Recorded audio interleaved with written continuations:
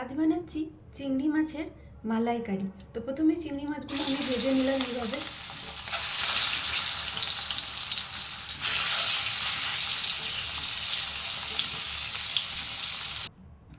চিংড়ি মাছটাকে এবার এরকম লাল লাল করে ভেজে নিলাম। আর চিংড়ি মাছের মালাইকারি খেতে কিন্তু খুব সুস্বাদু হয়। এটা কিন্তু অনেক দিনের পুরনো রেসিপি। এটা কিন্তু আমি আমার মায়ের কাছ থেকে শিখেছি। তো এইবার আমি কি করব, আর একটু আমি এর মধ্যে তেল দেব। খুব কম তেল দেব, বেশি তেল দেওয়ার দরকার নেই, কারণ এটা নারকেলের যে কোকোনাট মিল্কটা হয় সেটা দিয়েই কিন্তু এটা হয়ে যায়। আর একটু তেল দিলাম।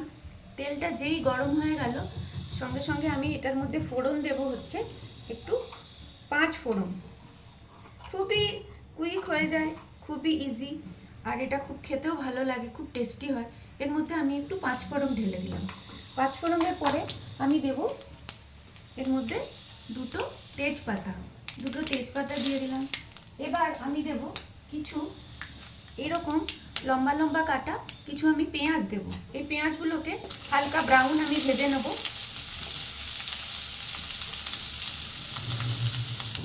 পেঁয়াজটা ততক্ষণ ভাজা হচ্ছে, ততক্ষণ আমি কি করলাম, কিছুটা নারকেল নিয়েছি আমি কোকোনাট, এটার মধ্যে আমি খানিকটা জল ঢাললাম মিক্সিতে। এবার এটাকে আমি পেস্ট করে, এর থেকে যে মিল্কটা বেরোবে সেটা আমি পরে ইউজ করছি। তো এটাকে আমি পেস্ট করে মিল্কটা বের করে নিই। এবার পেঁয়াজটা একটু লাল লাল হয়ে গেল, আমি কিছুটা আদা গ্রেট করে রেখেছি, এটাও এর সঙ্গে খানিকটা ভেজে নেব।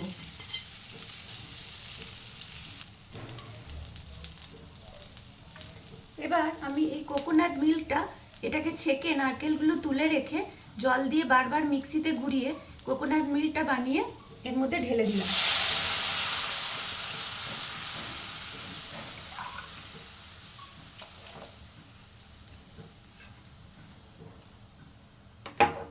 ঢেলে দেওয়ার পর এর মধ্যে দিতে হবে খানিকটা নুন,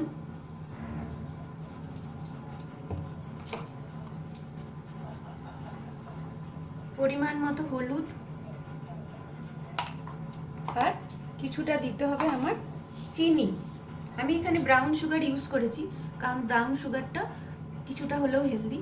তো আপনারা যতটা মিষ্টি খাবেন ঠিক ততটা পরিমাণ মিষ্টি আপনারা দিয়ে দেবেন। আমি খানিকটা দিলাম, খুব মিষ্টি হলেও ভালো লাগবে না, আবার কম মিষ্টি হলেও ভালো লাগবে না। তো মিডিয়াম একটা আমি মিষ্টি করলাম। এবার এটা যখনই ফুটে যাবে তখনই কিন্তু আমি ওই যে ভাজাটা ছিল আমার, প্রন ভাজাটা, সেটা আমি দিয়ে কিছুটা এবার আমি একটু, এটা ফুটে গেছে এই ঝোলটা, আমি একটু কাশ্মীরি মির্চ পাউডার আর দুটো লঙ্কা দিলাম। এটা ফুটে যাওয়ার সঙ্গে সঙ্গেই আমি এই প্রনগুলো এর মধ্যে ছেড়ে দিলাম।